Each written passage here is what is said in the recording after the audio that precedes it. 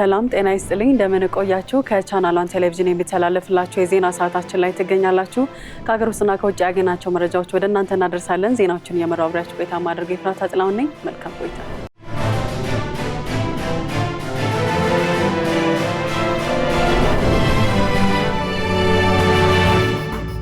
በኢትዮጵያ የከንፈርና ላንቃ መሰንጠቅ ችግር ያለባቸው ህጻናት ህክምናን ተደራሽ ለማድረግ ቅንጅታዊ አሰራሮች ተጠናክረው ይቀጥላሉ ተባለ። የሐዋሳ ዩኒቨርሲቲ ህክምናና ኮምፕሬሄንሲቭ ስፔሻላይዝድ ሆስፒታል ኦፕሬሽን ስማይልስ ከተባለ ግብረሰናይ ድርጅት ጋር በመቀናጀት የከንፈርና የላንቃ ችግር ላለባቸው ህጻናትና ለተለያዩ የህብረተሰብ ክፍሎች ህክምና እየሰጠ ነው። ለዝርዝሩ ጸጋነሽ ተሰማ በሆስፒታሉ የህክምና አገልግሎት አሰጣጡን የጎበኙት የጤና ሚኒስትር ዴኤታ ዶክተር ደረጀ ድጉማ እንደተናገሩት የህክምና አገልግሎቱን በማስፋፋት ተደራሽ ለማድረግ ከአጋር አካላት ጋር በቅንጅት እየተሰራ ነው። የሐዋሳ ዩኒቨርሲቲ የህክምናና ኮምፕሬሄንሲቭ ስፔሻላይዝድ ሆስፒታል ኦፕሬሽን ስማይልስ ከተባለ ግብረሰናይ ድርጅት ጋር በመቀናጀት እየሰጠ ያለው ህክምና የዚሁ አካል መሆኑ ተጠቁሟል። እንደ ሀገር ከከንፈርና የላንቃ መሰንጠቅ ችግር ጋር የሚወለዱ ህጻናት ቁጥር በአመት ከ4000 በላይ እንደሚሆኑ በጥናት የተለየ ሲሆን ችግሩ በህጻናትም ሆነ በአዋቂዎች ላይ የሚያስከትለውን ማህበራዊ ጫና ለማስወገድ የህክምና አገልግሎቱን ተደራሽ ለማድረግ በቅንጅት እየተሰራ መሆኑን ሚኒስትር ዴኤታው ገልጸዋል። ችግሩ ያለባቸው ሰዎች ወደ ህክምና ተቋማት እንዲመጡ በጤና ኤክስቴንሽን ባለሙያዎች ለማህበረሰቡ ትምህርት መሰጠቱን ማህበረሰቡም ችግሩ ያለባቸው ወገኖች ህክምናውን እንዲያገኙ ማድረግ እንዳለበት አስገንዝበዋል። የከንፈርና ላንቃ መሰንጠቅ ችግር ያለባቸው ህጻናትን ቤት ለቤት የመለየት ስራ ተሰርቶ በሆስፒታሉ ህክምና እየተሰጠ መሆኑን የተናገሩት ደግሞ የሲዳማ ክልል ጤና ቢሮ ኃላፊ ዶክተር ሰላማዊት መንገሻ ናቸው። በሆስፒታሉ ህክምናው በነጻ የሚሰጥበት ማዕከል በመከፈትና ባለሙያዎችን በማሰልጠን ወደ ስራ ተገብቷልም ብለዋል። የኦፕሬሽን ስማይል ካንትሪ ማኔጀር ዶክተር መብራቱ በጅጋ በበኩላቸው በመቀሌ ከአይደር ከጅማ ከቅዱስ ጳውሎስና ከሐዋሳ ዩኒቨርሲቲ ኮምፕሬሄንሲቭ ሆስፒታሎች ጋር በመቀናጀት ህክምናውን እየሰጡ እንደሚገኙ ተናግረዋል። ለዚሁ አገልግሎት የሚሆኑ ከ52 ሚሊዮን ብር በላይ ዋጋ የሚያወጡ የህክምና ቁሶች መቅረቡንም ገልጸዋል። በአካባቢው በተደረገው ዳሰሳ ችግሩ ያለባቸው ከ150 የሚበልጡ ህጻናት መለየታቸውን ጠቅሰው በእስካሁኑ 60 ሰዎች የቀዶ ህክምና ማግኘታቸውን ጠቁመዋል። ከህክምናው ባለፈ የባለሙያዎችን አቅም ማዳበርና ለችግሩ ግንዛቤ የመፍጠር ስራ መከናወኑን አመላክተዋል። የሐዋሳ ዩኒቨርሲቲ ህክምናና ጤና ሳይንስ ኮሌጅ ዋና ስራ አስፈጻሚ ዶክተር ፍጹም ወደ ገብርኤል ሆስፒታሉ ከከንፈርና ላንቃ መሰንጠቅ ህክምና በተሟላ ሁኔታ መስጠት መጀመሩንና አገልግሎቱን በዘመቻ በሳምንት ለ2 ቀናት በቋሚነት እየተሰጠ መሆኑን ተናግረዋል። ልጆቻቸው የላንቃ መሰንጠቅ ችግር መፍትሄ በማግኘታቸው መደሰታቸውን ደግሞ ወላጆች ገልጸዋል። ዘገባው የኢዚያ ነው። የአፍሪካን የፈጠራ ስራዎችን ለማበረታታትና ለማስተዋወቅ ያለመው ክራፍት አዲስ ዓለም አቀፍ የፈጠራ ጥበብ ፌስቲቫል በአዲስ አበባ ተካሄደ። ፌስቲቫሉ የዘርፉ ባለሙያዎች ሰፊ የልምድ ልውውጥና የንግድ ትስስር ይፈጥሩበታልም ተብሏል። ለዝርዝሩ አማሩ ገብሩ ጥበብን ከንግድ ፈጠራን ከኢንቨስትመንት ጋር የማስተሳሰር እድልን በሰፊ ይሰጣል የተባለለት የክራፍት አዲስ ዓለም አቀፍ የፈጠራና ጥበብ ፌስቲቫል በአዲስ አበባ አድዋ ድል መታሰቢያ ተካሂዷል። በፋሽን፣ በዲጂታል ጥበባት፣ በቴክኖሎጂና መሰል ዘርፎች ላይ የተሰማሩ ከ10,000 በላይ አካላትም ተሳትፈውበታል። የክራፍት 2026 ፕሮጀክት መሪ ቤዛዊት ዳምጠው በተለይ ለቻናል ዋን ቴሌቪዥን እንደተናገሩት የፌስቲቫሉ መነሻ ሀሳብ በኢትዮጵያ ብሎም በአፍሪካ ያለውን የፈጠራ ክህሎት ማውጣትና የገበያ ትስስር መፍጠር ነው ብለዋል። ሀሳባችን ኢትዮጵያ ውስጥና አፍሪካ ውስጥ ያሉ ክሬቲቮችን በደንብ ግሎባሊ ያለውን ታለንት ለማውጣትና ለነሱ የስራ ትስስር ለመፍጠር ነው። እንዲሁም ከዛ በተጨማሪ የተለያዩ ቢዝነስ ፓርትነሮች ሮል ሞዴሎቻቸውን እንዲያገኙ፣ እንዲወያዩ፣ እንዲያናግሩ፣ ልምድ ልውውጥ እንዲያደርጉ እሱን በማስመልከት ያዘጋጀነው ፕሮግራም ነው። ስራና መዝናኛን አጣምሮ የያዘው ይህ ፌስቲቫል ከመክፈቻው ጀምሮ በስካሁን ቆይታው ለበርካቶች የቢዝነስ ትስስርና የልምድ ልውውጥ መድረክ መፍጠሩን ገልጸዋል። እንግዲህ ካያችሁት እኛም ካየነው በጣም ሰክሰስፉል ነበረ። ብዙ ክሬቲቮች ተገኝተውልናል፣ እናመሰግናለን። ኤግዚቢተሮቻችንም ወደ 40 የሚሆኑ ናቸው። ማርኬት ፕሌስ ላይ ያሉን የተለያዩ ደግሞ ከክሬቲቮቹ ጀርባ ደግሞ ማን ያለው ኢንኩቤሽን ሀቦች ማን ናቸው፣ ትምህርት ቤቶቹ ማን ናቸው፣ ይህንን የጥበብ ፕሮሞት ሲያደርጉና አስተዋጽኦ ሲያደርጉ የነበሩ ድርጅቶች እነማን ናቸው ብለን ደግሞ ለእነሱ ኤግዚቢሽን ቦታ አዘጋጅተናል። ዛም ሄደው ክሬቲቮቹ ምን ኦፖርቹኒቲዎች አሉ የሚሉትን ሄደው ማየት ይችላሉ። ኦቨርኦል ጥሩ ነበረ። ከዚህም በተጨማሪ በስነ ጥበብና የፈጠራ ስራዎች ላይ ያተኮሩ የሙያ ስልጠናዎች የተሰጡበትና ሀገርን የሚወክሉ የፈጠራ ስራዎችና ባህላዊ እሴቶች በስፋት የተዋወቁበት መሆኑን አክለዋል። ፌስቲቫሉ የፓናል ውይይት፣ ኤግዚቢሽን፣ የኢትዮ ጃዝ ዝግጅትና መሰል ሁነቶች የተካተቱበት ነበር። የኢትዮጵያ ንግድ ባንክ በአሁኑ በጀት ዓመት በ9 ወራት ጊዜ ውስጥ 54.5 ቢሊዮን ብር ያልተጣራ ትርፍ ማስመዝገቡን አስታወቀ። የባንኩ ፕሬዝዳንት አቤ ሳኖ በ3ኛው ሩብ ዓመት የስራ አፈጻጸም ግምገማ ላይ እንደገለጹት የባንኩ የሀብት መጠን ወደ 2.87 ትሪሊዮን ብር አድጓል። በ9 ወራት ከፍተኛ ገቢ መሰብሰቡን ጠቅሰው ከገቢው ጋር የሚመጣጠን የወጪ አጠቃቀም እንደሚኖርም ያሳሰቡ ሲሆን በ9 ወራት ከፍተኛ ገቢ መሰብሰቡን ጠቅሰው ከገቢው ጋር የሚመጣጠን የወጪ አጠቃቀም እንዲኖር ያሳሰቡ ሲሆን ባንኩ የበጀት ዓመቱን እቅድ በስኬት ለማጠናቀቅና ቀጣይ እድገት ለማስመዝገብ የማኔጅመንት አባላትና ሰራተኞች በተቀናጀ መልኩ ከፍተኛ ጥረት እንዲያደርጉ ጥሪ አቅርበዋል። የኢትዮጵያ ፌዴራል ፖሊስ ከ100 ሚሊዮን ብር በላይ የሚገመቱ የኮንትሮባንድ ዕቃዎችን ያስኳለ። የወንጀል መከላከል ጠቅላይ መምሪያ ኮንትሮባንድና የድንበር ቁጥጥር ፖሊስ መምሪያ ከጉምሩክ ኮሚሽን ጋር በመቀናጀት ባለፉት 20 ቀናት ባከናወኑት ኦፕሬሽን ልዩ ልዩ መድኃኒቶች፣ የሺሻ ዕቃዎች፣ ሲጋራዎችና የተሽከርካሪ መለዋወጫዎች መያዛቸውን ተገልጿል። ጥቆማ በመስጠት ለህብረተሰቡ ምስጋና ያቀረበው ፖሊስ በአዋሽና መተሐራ ኬላዎች ላይ በተደረገ ጥብቅ ፍተሻና ክትትል ዕቃዎቹ እንደተያዙ ተገልጿል። የተያዙት ዕቃዎች አዋሽ ጉምሩክ ኮሚሽን ቅርንጫፍ ጽሕፈት ቤት መግባታቸውም ተረጋግጧል። ፌዴራል ፖሊስ ህብረተሰቡ የወንጀል ድርጊት ሲመለከት በኢኤፍፒ መተግበሪያ በ991 ነጻ የስልክ መስመር በሰው አልባ የፖሊስ ጣቢያዎች ወይም በአቅራቢያው ባሉ የጸጥታ አካላት በአካል ቀርቦ ትብብሩን እንዲያጠናክር ጥሪ አቅርቧል። ኢትዮጵያ ታምርት ለሁለንተናዊ ሉዓላዊነት በሚል መሪ ሀሳብ 4ኛው የኢትዮጵያ ታምርት ዓለም አቀፍ ኤክስፖ ነገ በአዲስ አበባ ይከፈታል። የኢንዱስትሪ ሚኒስትር መላኩ አለበል በሰጡት ጋዜጣዊ መግለጫ ኤክስፖ ከሚያዝያ 25 ጀምሮ ለተከታታይ 6 ቀናት በአዲስ አበባ ዓለም አቀፍ ኮንቬንሽን ማዕከል ይካሄዳል። ሚኒስትሩ በኤክስፖ ከ850 በላይ የንግድ ስምምነቶች እንደሚደረጉና ከ5 ቢሊዮን ብር በላይ ግብይት ይፈጸማል ተብሎ እንደሚጠበቅ ተናግረዋል። በተጨማሪም ከ150 ሺህ በላይ የሀገር ውስጥና የውጭ ዜጎች ኤክስፖ እንደሚጎበኙ የሚጠበቅ ሲሆን በኢትዮጵያ ታምርት ንቅናቄ ኢንዱስትሪዎች ያጋጠሟቸው የነበሩ ችግሮችን በመፍታት በትኩረት መሰራቱንና የማምረት አቅማቸው እንዲጠናከር መደረጉን አስረድተዋል። የኤክስፖ ዋና ዓላማ የኢትዮጵያን ምርቶች ማስተዋወቅ፣ ተጨማሪ የገበያ ዕድሎችን ማስፋትና የገበያ ትስስሮችን መፍጠር ሲሆን የምርት ጥራትን ለማሻሻል ጉልህ ሚና ይጫወታልም ተብሏል።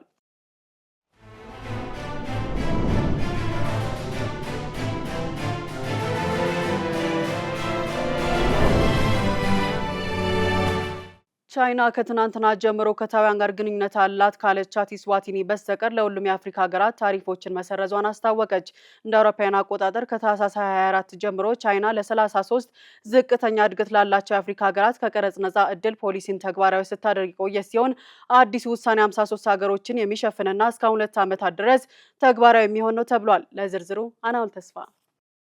ቻይና ለአፍሪካ የአንድ ወገን የዜሮ ታሪፍ ፍቃድ የሰጠች የመጀመሪያዋ ባለ ትልቅ ኢኮኖሚ ሀገር እንደሆነች በኩራት ገልጻለች።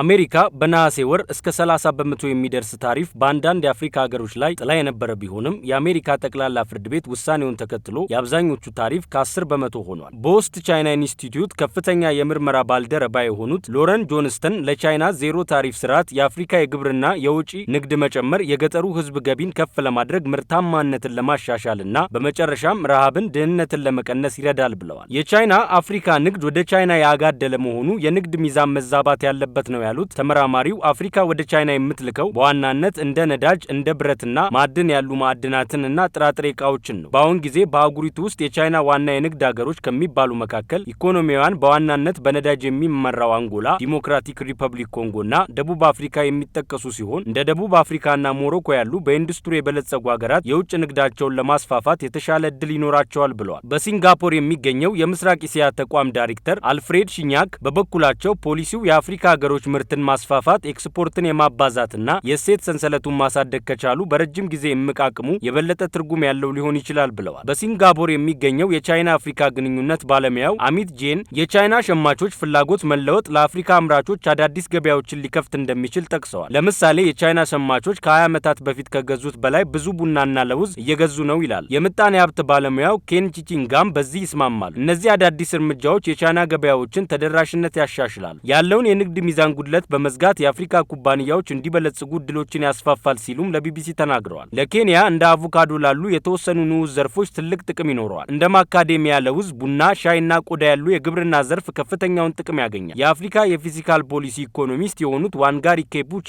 የአጭር ጊዜ ድጋፍ ለውጭ ምንዛሪ ገቢና ለግብርና ማዕድንና ለሎጂስቲክ ዘርፎች መጠነኛ ጭማሪ እንዳላቸው ተናግረዋል። የመካከለኛና የረጅም ጊዜ የፋይናንስ ትርፍ ገበያ ተደራሽነት ብቻ ሊያገኝ አይችልም ሲሉ ያስረዳሉ። መዋቅራዊ ችግሩ መለወጥ አለበት። አፍሪካ ጥሬ ዕቃዎችን ወደ ውጭ በመላክና የተመረቱ ዕቃዎችን ማስመጣቷን ቀጥላለች። ይህ አለመመጣጠን የማያቋርጥ የንግድ ሚዛን መዛባትን ያስከትላል። እሴት ያልተጨመረባቸው ሸቀጦች ላይ ዜሮ ታሪፍ መደረጉ ችግሩን አይፈታው። የአፍሪካ መንግስታት አሁንም ከባድ ጥያቄዎችን መጠየቅ አለባቸው። የተሻሻለ የገበያ ተደራሽነትን ለኢንዱስትሪ ፖሊሲ እንዴት እንጠቀማለን የሚል በዜሮ ታሪፍ ፖሊሲ ቻይና ወዳጆቿን እንዴት እንደምትይዝ ለዓለም ማሳየት ትፈልጋለች ብለዋል።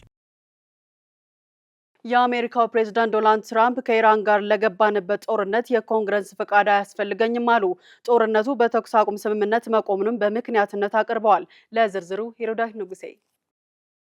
በአሜሪካ ሕግ መሰረት የሀገሪቱ ፕሬዝዳንት ወታደራዊ እርምጃ ከጀመረ በ60 ቀናት ውስጥ ከኮንግረሱ ይፋዊ ፍቃድ ማግኘት ይኖርበታል። ይህ ካልሆነ ግን ጦርነቱን ማቆም ይኖርበታል። ነገር ግን ትራምፕ ይህን ሕግ የሚቃረን መንፈስ ያለው ደብዳቤ ለኮንግረስ ልከዋል። በዚህ ደብዳቤያቸውም ከኢራን ጋር የነበረው ግጭት ተቋርጧል በማለት ለጦርነቱ የሕግ ፍቃድ መጠየቅ አይገባኝም ሲሉ ገልጸዋል። ባለፈው ወር ከኢራን ጋር የተደረገው የተኩስ አቁም ስምምነት የ60 ቀኑ የኮንግረስ ፍቃድ ማግኛ የጊዜ ገደብ ላይ አልደረሰም ሲሉም ከሚያዝያ 7 2026 ጀምሮ በአሜሪካ ኃይሎችና በኢራን መካከል ምንም የተኩስ ልውውጥ አልተካሄደም። የካቲት 28 2026 የጀመረው ግጭትም ተቋርጧል ሲሉ አክለዋል። በኮንግረሱ የሚገኙ በርካታ የህግ ባለሙያዎችና ፖለቲከኞች ግን ይህን የትራምፕ ደብዳቤ ሀሳብ ተቃውመውታል። ህጉ ትራምፕ ባነሱት አግባብ ያለውን ሀሳብ አይደግፍም። የተኩስ አቁም ስምምነትም ጦርነቱን ፈጽሞ አያቆምም፣ የ60 ቀኑንም ህግ አይሽርም ብለዋል። እስካሁን የረጅም ጊዜ የሰላም ስምምነት አለመደረሱንም በተጨማሪ በአመክንዮት ማንሳታቸውን ቢቢሲ ዘግቧል። የኢራን መንግስታዊ ልሳን የሆነው ኢርና የዜና ወኪል እንዳለው ኢራን በፓኪስታን በኩል አዲስ የውይይት ጥያቄ አቅርባለች። ትራምፕም ይህን አስመልክቶ ለቀረበላቸው ጥያቄ ምን እንደሚሆን እናያለን፣ ነገር ግን ደስተኛ አይደለሁም ሲሉ ምላሽ ሰጥተዋል። ቱጃሩ ዋረን ቡፌት በአንድ ጀንበር $6 ቢሊዮን ለበጎ አድራጎት ተቋማት ለገሱ።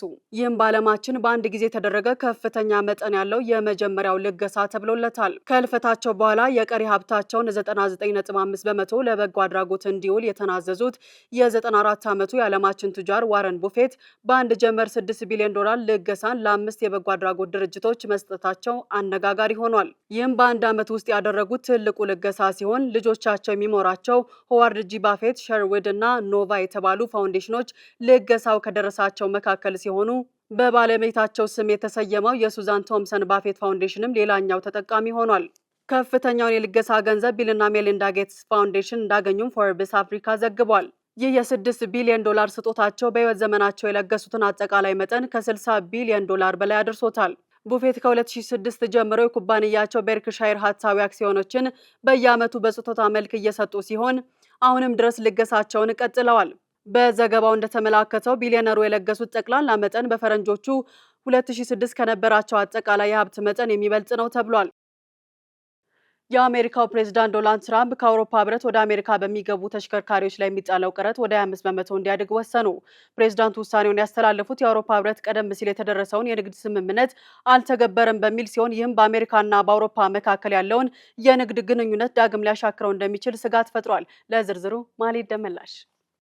ፕሬዝዳንት ዶናልድ ትራምፕ በትላንትናው ዕለት በማህበራዊ ትስስር ገጻቸው ባስተላለፉት መልእክት ከአውሮፓ ህብረት የሚመጡ ተሽከርካሪዎች ላይ የሚጣለው የቀረጥ መጠን በሚቀጥለው ሳምንት ወደ 25 በመቶ እንደሚጨምር አስታውቀዋል። ይህ ውሳኔ ባለፈው ክረምት የተደረሰውንና ቀረጡን በ15 በመቶ ገድቦ የነበረውን ስምምነት የሚሽርም ነው። ፕሬዝዳንቱ ውሳኔያቸውን ሲያብራሩ የአውሮፓ ህብረት ሙሉ በሙሉ የተስማማበትን የንግድ ስምምነት ባለማክበሩ ምክንያት ይህንን እርምጃ ወስጃለሁ ብለዋል። ይሁን እንጂ የአውሮፓ ህብረት ተሽከርካሪዎቻቸውን በአሜሪካ ውስጥ በሚገኙ ፋብሪካዎች የሚያመርቱ ከሆነ ምንም አይነት ቀረጥ እንደማይጣልባቸውም ገልጸዋል። በተቃራኒው የአውሮፓ ኮሚሽን በሰጠው ምላሽ ህብረቱ የገባውን ቃል እየጠበቀ መሆኑን በመጥቀስ የአውሮፓን ጥቅም ለማስጠበቅ አስፈላጊውን እርምጃ ለመውሰድ ዝግጁ መሆኑን አስታውቋል። ይህ አዲስ የቀረጥ ጭማሪ በተለይ እንደ ጀርመን ያሉ የመኪና አምራች ሀገራትን በእጅጉ እንደሚጎዳና የዓለምን ኢኮኖሚ ሊያናጋ እንደሚችል ተንታኞች እየገለጹ ይገኛሉ። መረጃው የቢቢሲ ነው። ቻይና ሙሉ በሙሉ በራሳቸው የሚንቀሳቀሱ ባቡሮችን ይፋ አደረገች። በማዕከላዊ ቻይና ሁቤ ግዛት ውስጥ የሚገኘውና በኤሽያ አህጉር ረጅሙ ክበባዊ ሜትሮ መስመር ተብሎ የሚታወቀው ዋን ሜትሮ 12 አዳዲስና ሙሉ በሙሉ አውቶማቲክ የሆኑ ባቡሮችን ሰሞኑን በይፋ አስተዋውቋል። ይህም 59.9 ኪሎ ሜትር ርዝመት ያለው የሜትሮ መስመር እጅግ ዘመናዊ በሆነ ቴክኖሎጂ የተደራጀ ነው። ባቡሮቹ የላቀ አውቶማቲክ የመንዳት ቴክኖሎጂን የሚጠቀሙ ሲሆን ይህም ያለ አሽከርካሪ እርዳታ ሞተራቸውን በራሳቸው ማስነሳት፣ ጉዞ ማድረግ፣ መታጠፍ፣ ወደ ማቆሚያ መመለስና በተጠንቀቅ መቆም እንዲችሉ ያደርጋቸዋል። ከዚህም በተጨማሪ የባቡሮችን አጠቃላይ እንቅስቃሴ በርቀት መከታተልና መቆጣጠር የሚያስችል ዘመናዊ አሰራር ተገጥሞላቸዋል። ፈጣንና ምቹ አገልግሎት ለመስጠት የተዘጋጁት እነዚህ አዳዲስ ባቡሮች በሰዓት ከፍተኛው እስከ 80 ኪሎ ሜትር ፍጥነት የመጓዝ አቅም አላቸው። እያንዳንዱ ባቡር በተሟላ አቅሙ አገልግሎት ሲሰጥ በአንድ ጊዜ እስከ 2592 መንገደኞችን የማጓጓዝ ከፍተኛ አቅም እንዳለው ፒፕልስ ዴይሊ ቻይና ዘግቧል።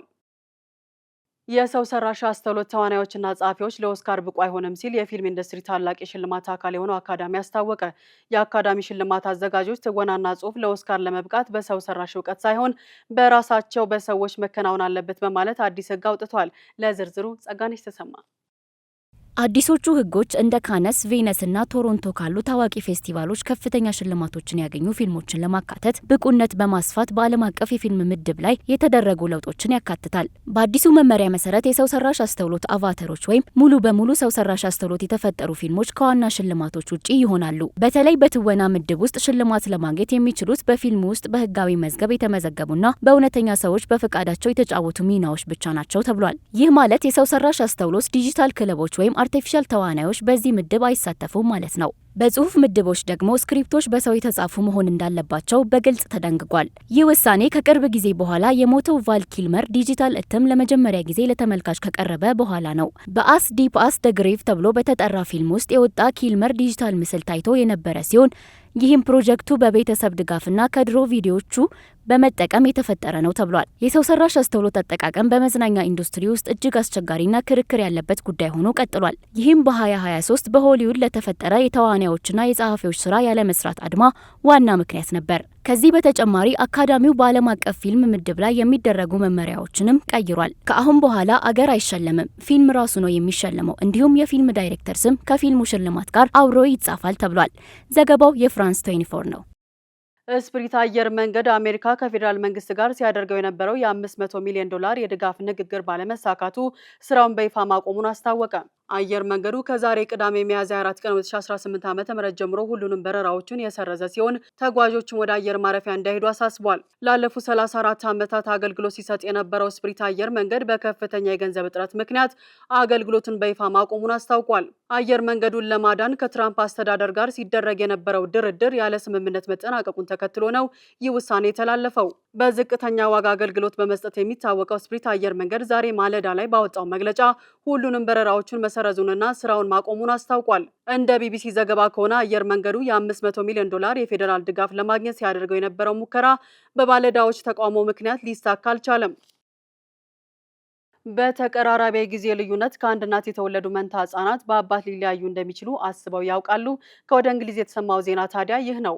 ሚሼል እና ላቪኒያ የተባሉ መንታ እህትማማቾች በ40 ዓመት ዕድሜያቸው ተመሳሳይ አባት እንደሌላቸው በዲኤንኤ ምርመራ ማረጋገጥ ችለዋል። እንዲህ አይነቱ አጋጣሚ በዓለም አቀፍ ደረጃ እጅግ አልፎ አልፎ የሚከሰት ቢሆንም በሀገራቸው እንግሊዝ ግን የመጀመሪያ ሆኖ ተመዝግቧል። ለዝርዝሩ ሄርብዳት ንጉሴ። በደቂቃዎች ልዩነት ይችን ምድር የተቀላቀሉት መንትዮቹ ስለ ልጅነት ጊዜያቸው ሲጠየቁ አስቸጋሪ እንደነበር ይናገራሉ። እናታቸው በ19 ዓመቷ የወለደቻቸው ሲሆን አብዛኛውን ልጅነታቸውን ያሳለፉትም በማደጎ ቤት ነው። አባታቸውንም አያውቁትም ነበር። ነገር ግን እናታቸው ስለ አባታቸው ሲጠይቁ አባታቸው ጄምስ እንደሚባል ብቻ ትነግራቸው ነበር። ታዲያ በፈረንጆቹ 2021 አባት የተባለው ግለሰብ ወደ ህይወታቸው ሲመጣ ላቪኒያ ውስጧ አባትነቱን ሊያምንላት ስላልቻለ የዲኤንኤ ምርመራ ለማድረግ መወሰኗን ትናገራለች። በዚህም መሰረት በፈረንጆቹ 2022 ይህ አስገራሚ ክስተት በእሷና በመንታ እህቷ ላይ ሊያጋጥም ችሏል። የሊቪኒያ አባት አርተርን የተባለ ግለሰብ መሆኑን አጣርታለች። እንደ እርሷ ግልጽ ባህሪ እንዳለውም ለቢቢሲ ተናግራለች። የሚሼል አባት ግን ሌላ መሆኑ ተመላክቷል። በዚህም መሰረት ሚሼል ወላጅ አባቷ የእናቷ የቅርብ ጓደኛ ወንድም የነበረ አሌክስ የተባለ ግለሰብ መሆኑን አውቃለች። ሚሼል ከአሌክስ ቤተሰቦች መካከል አንዳንዶቹን ለማነጋገር ስትሞክርም አባቷ ለዓመታት ከአልኮል ሱሰኝነትና ከእጽ ሱስ ጋር በመታገል በጎዳና እንደሚኖር ነግረዋታል። ዛሬ ላይም መንትዮቹ 49ኛ የልደት በዓላቸውን በማክበር ላይ ይገኛሉ። እንደ ቢቢሲ ዘገባ እንዲህ አይነቱ አጋጣሚ በዓለም አቀፍ ደረጃ እስካሁን ለ20 ጊዜ ያክል የተመዘገበ ሲሆን በእንግሊዝ ሲያጋጥም ግን ለመጀመሪያ ጊዜ ነው። ይህ እጅግ ከስንት አንድ የሚከሰት ሁኔታ በሳይንሳዊ ስሙ ሱፐር ፌኩንዴሽን የሚባል ሲሆን በጣም አልፎ አልፎ የሚከሰት ባዮሎጂካዊ ሂደት ነው። ይህ እንዲሆን አንዲት ሴት በተመሳሳይ ዑደት ውስጥ ከአንድ በላይ እንቁላል ማፍራት አለባት። እንቁላሎቹም ከተለያዩ ወንዶች በተገኘው የወንድ ዘር ፍሬ በተሳካ ሁኔታ መዳቀል አለባቸው። እናም የተገኙት ሽሎች በእርግዝና መትረፍ አለባቸው። በህንድ ኡታር ፕራዴሽ በተባለ ግዛት የሰርግ ስነ ስርዓት ላይ ሙዚቃው ከፍ ተደርጎ በመከፈቱ ምክንያት 140 ዶሮዎች በድንጋጤ ሞቱ ተባለ። የሰርጉ የሙዚቃ አቅራቢዎች በከፍተኛ ድምጽ የከፈቱት ሙዚቃ ባልተጠበቀ ሁኔታ የ140 ዶሮዎችን ህይወት በመቅጠፍ በሙሽሮችና በዶሮዎቹ ባለቤት መካከል ከፍተኛ ንትርክን ፈጥሯል። ለዝርዝሩ ማለት ደመላሽ በህንድ ኡታር ፕራዴሽ ግዛት ውስጥ የሚገኙትና የዶሮ እርባታው ባለቤት የሆኑት ሳቢር አሊ ሰርገኞች ከእርባታ ጣቢያቸው አጠገብ እጅግ ከፍተኛ ድምጽ ያለው ሙዚቃ እየተጫወቱ ሲያልፉ ድምጽ እንዲቀነስ በተደጋጋሚ ቢጠይቁም ትኩረትን አላገኙም። ይልቁንም ሰርገኞቹ የሙዚቃውን ድምጽ በመጨመር የዶሮዎችን ሰላም ማወካቸውን ይቀጥላሉ። ከጥቂት ደቂቃዎች በኋላ አሊ ወደ እርባታ ጣቢያቸው ሲገቡ 140 ዶሮዎች ህይወታቸው አልፎ አግኝተዋቸዋል። እንደ ባለቤቱ ገለጻ ዶሮዎቹ በድንገተኛውና ከፍተኛ በሆነው ድምጽ የተነሳ በድንጋጤ ህይወታቸው ሊያልፍ ችሏል። ድርጊቱን ተከትሎ ባለቤቱ የሰርጉን አዘጋጆች ካሳ እንዲከፍሏቸው ቢጠይቁም አዘጋጆቹ ግን ዶሮዎቹ በሙዚቃ ድምጽ አይሞቱም በማለት ጥያቄውን ውድቅ አድርገዋል። አለመግባባቱ ወደ ፖሊስ ጣቢያ አምርቶ የእንስሳት ሐኪሞች ባደረጉት ምርመራ ዶሮዎቹ በከፍተኛ ድምጽ ምክንያት በደረሰባቸው የልብ ድካም መሞታቸውን አረጋግጠዋል። እንደ ዘገባው ከሆነ በአሁኑ ወቅት ፖሊስ በሙዚቃ አቅራቢው ላይ ምርመራ እያደረገ ይገኛል። ዜናው በማህበራዊ ሚዲያ ላይ መሰራጨቱን ተከትሎ የሰው ልጅ ደስታ በሌሎች ፍጥረታት ላይ ሊያደርስ የሚችለውን ተጽዕኖ በተመለከተ ሰፊ ውይይትን አስነስቷል ሲል ቢቢሲ ዘግቧል። በቻይና የባህል ምግብ እጅግ ውድና የቅንጦት ምግብ ተደርጎ የሚወሰደው ከወፍ ምራቅ የሚሰራው የወፍ ጎጆ ሾርባ በኪሎግራም እስከ $10,000 በሚደርስ ዋጋ እየተሸጠ መሆኑን የዓለም ትኩረትን ስቧል። ለዝርዝሩ አናውል ተስፋ የምስራቅ ካቪያር ተብሎ የሚጠራው ይህ ምግብ ለጤና ባለው ከፍተኛ ፋይዳና በዝግጅቱ ሂደት አድካሚነት ምክንያት እጅግ ብርቅዬ ከሆኑ ምግቦች ተርታ ተሰልፏል። ይህ ልዩ የጎጆ ሾርባ የሚሰራው ስዌፍትሌት በሚባሉ የወፍ ዝርያዎች ሲሆን ወፎቹ ጎጆቸውን ለመስራት እንደ ሌሎች ወፎች ቅጠልና ጭድ ሳይሆን የሚጠቀሙት የራሳቸውን ምራቅ ነው። ስለሆነም ምራቁን ከአየር ጋር ሲገናኝ ደርቆ ጠንካራ ጎጆ የሚፈጥር ይሆናል። ይህም ጎጆ በውሃ ውስጥ ተዘፍዝፎና ተቀቅሎ ሲዘጋጅ እንደ ጄል የሚያጣብቅ ባህሪ ይኖረዋል። የጎጆ አሰባሰብም ሂደት እጅግ አደገኛ እና ፈታኝ መሆኑ ለዋጋው መናር ዋነኛ ምክንያት ነው። ሰብሳቢዎቹም ረጃጅም የቀርከሃ መሰላሎችን በመጠቀም እስከ 100 ሜትር ከፍታ ያላቸውን የጨለማ ዋሻዎች ጣሪያዎችን በመውጣት ጎጆዎችን በእጃቸው ይለቅማሉ። ይህ አድካሚ ስራ ለብዙዎች የህይወት አደጋ የሚያስከትል ቢሆንም የሚገኘው ከፍተኛ ገቢ ግን አሁንም ብዙዎችን ወደ ስራው እንዲሰማሩ እያደረገ ይገኛል። ቻይናውያን ይህንን ሾርባ ለዘመናት ሲመገቡ የቆዩት ለጣዕሙ ብቻ ሳይሆን ለጤና ባለው ጠቀሜታ በማመን ጭምር ሲሆን ሾርባው የሰውነትን በሽታ የመከላከል አቅም እንደሚጨምር፣ ለቆዳ ልስላሴ እንደሚረዳና የእርጅና ምልክቶችን እንደሚከላከል ይታመናል። በተለይም ለነፍሰ ጡር እናቶችና ለአረጋውያን እንደ ልዩ መድኃኒት ተቆጥሮ በስፋት ይቀርባል። ይሁን እንጂ ይህ ፍላጎት መጨመር በአካባቢው ጥበቃ ተሟጋቾች ዘንድ ስጋትን ፈጥሯል። በተጨማሪም የወፎቹ ጎጆ ያለአግባብ መሰብሰብ የስዌፍትሊን ወፎችን ቁጥር እየቀነሰ በመምጣቱ በአሁኑ ወቅት የጎጆ ምርቱ በቁጥጥር ስር ለማዋል የወፍ ቤቶችንም በመገንባት በሰው ሰራሽ መንገድ ምርቱን የማሳደግ ስራ በስፋት እየተሰራ ይገኛል። ዘገባውን ከአልጄዚራና ከሲኤንኤን ያገኘ ነው። ስትከታተሉ የቆያችሁት ከቻናል 1 ቴሌቪዥን የሚተላለፍላችሁን የዜና ሰዓታችንን ነበረ። ዜናዎቹን እየመራው አብሬያችሁ ቆይታ ያደረኩት እኔ ፍራታ ጥላሁን ነበርኩ። መልካም ጊዜ